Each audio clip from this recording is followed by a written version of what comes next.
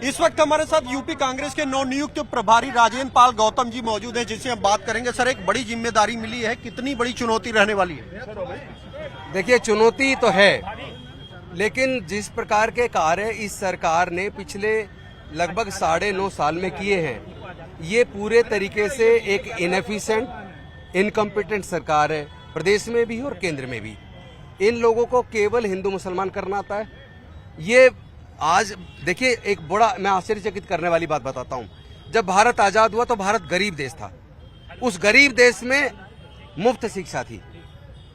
उस गरीब देश में सरकारी स्कूलों से पढ़ के लोग सुप्रीम कोर्ट, हाई कोर्ट के जज बन गए, सीनियर डॉक्टर, इंजीनियर बन गए, प्रोफेसर बन गए, साइंटिस्ट बन गए। बहुत कम पैसे में, लगभग मुफ्त में लोगों ने प्रोफेशनल डिग्रियां भी ली हैं और दूसरे प्रकार का भी अपना अध्ययन किया है। और जब से भारत इस बीजेपी की सरकार में, जिसको ये क्लेम करती है कि हम दुनिया की चौथी इकोनॉमी है, ये कैसी चौथी इकोनॉमी है जहां भारत के लोग, ये समझ लीजिए, SC ST के 99%, OBC माइनॉरिटी के 98% और जनरल कैटेगरी के भी लगभग 80% लोग प्रोफेशनल डिग्री सरकारी कॉलेज से पढ़ाने का खर्चा नहीं उठा सकते। एक एक डिग्री करने के लिए 15 लाख से 1.5 करोड़ रुपया तक चाहिए सरकारी कॉलेज से। तो ये कैसा अमीर देश हुआ है। और दूसरे ऊपर से आस्था के आधार पर ये लोग धर्म का इस्तेमाल करके सत्ता तक पहुंच गए। इन लोगों ने मंदिर के नाम पे करोड़ों का चंदा इकट्ठा किया। अखबारों में हमने पढ़ा कि जो पहले 1400 करोड़ इकट्ठा हुआ था, उसका आज तक अता पता नहीं है। ये विश्व हिंदू परिषद के लोग ही बताते हैं। और उसके बाद जब फिर से दोबारा मंदिर निर्माण के लिए चंदा इकट्ठा हुआ, उसमें जब मंदिर निर्माण शुरू हुआ तो जो चीफ इंजीनियर काम कर रहे थे वर्मा, उसने बताया कि 40% कमीशन देना पड़ता था। राम के नाम पर सत्ता में आए और राम के मंदिर में चोरी कर ली और मंदिर के निर्माण में 40% कमीशन खा गए। ऐसे लोगों से उम्मीद क्या करें। ये डकैती डाल रहे हैं और ये केवल चंदा नहीं चुराते, ये लोगों की आस्था की और भावनाओं का कत्ल भी करते हैं। ये दूसरी पार्टियों के सांसद विधायक भी चुराते हैं और अब तो ये पूरी की पूरी पार्टी चुराते हैं। ये देखिए, ये रोजगार नहीं दे सकते। आपको याद होगा जिस प्रकार मोदी जी ने कहा था कि हर साल हम लोग 2 करोड़ रोजगार देंगे। क्या हुआ? रोजगार देना तो दूर की बात है, जो थे वो भी छीन लिया आपने। तो आप पूरी तरह एक फेल गवर्नमेंट है, प्रदेश में भी और केंद्र में भी इनएफिशिएंट, इनकॉम्पिटेंट सरकार है, जिसका केवल और केवल तरीका है दूसरों को डराओ। ईडी, सीबीआई, इनकम टैक्स का इस्तेमाल विपक्ष के खिलाफ करो और फिर भी कोई अगर ना डरे, उसके बाद पूरी की पूरी पार्टी चुरा लो, उस पार्टी के सांसद विधायक पूरे तोड़ लो। सर, 2024 में आप लोग मिलकर लड़े, एक सफलता और बता दूं, इस सरकार में इसने तो पुलिस को भी हत्यारा बना दिया।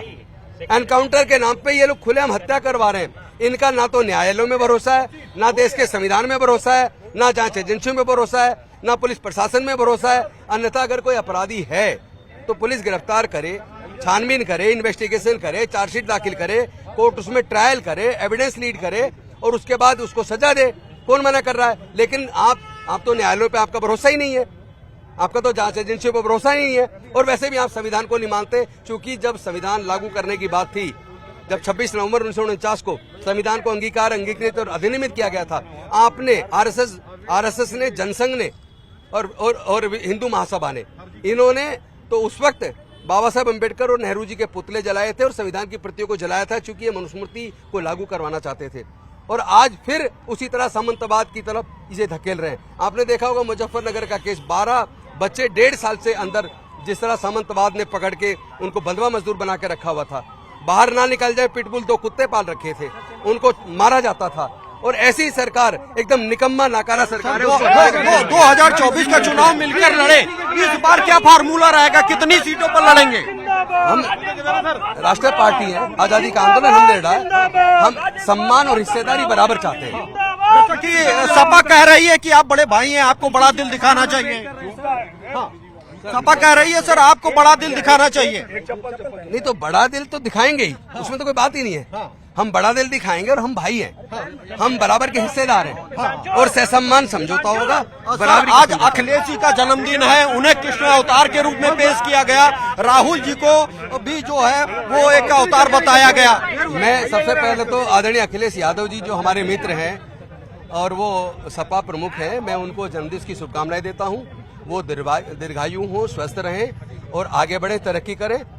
मेरा प्यार उनके साथ है, मेरा सहयोग उनके साथ है और हम लोग मिलकर इस देश के लोकतंत्र और संविधान को बचाने का काम करेंगे। परशुराम जी के तौर पर राहुल जी और कृष्ण जी के तौर पे अखिलेश जी को किस तरह मानते हैं, किस तरह देखते हैं? आराम से गिर मत जाना भाई, गिर मत जाना। जैसा कि आपने सुना, ये थे यूपी के नवनियुक्त कांग्रेस प्रभारी राजेंद्र पाल गौतम, जिनका कहना है कि उत्तर प्रदेश में वो एक बार फिर समाजवादी पार्टी के साथ चुनाव लड़ेंगे, लेकिन आने वाले चुनाव में बराबरी की हिस्सेदारी के साथ वो सीटों के बंटवारे पर बात करेंगे। वो बड़े दल हैं, बड़ा दिल दिखाएंगे, लेकिन बात बराबरी की ही होगी। ऐसे में अब देखना ये होगा कि उत्तर प्रदेश में राजेंद्र पाल गौतम जो तमाम चुनौतियां हैं उनसे कैसे उबर पाते हैं और कांग्रेस को कितनी जीत दिला पाते हैं। कैमरामैन रवि गुप्ता के साथ राजीव प्रताप सिंह, न्यूज़ 18 लखनऊ।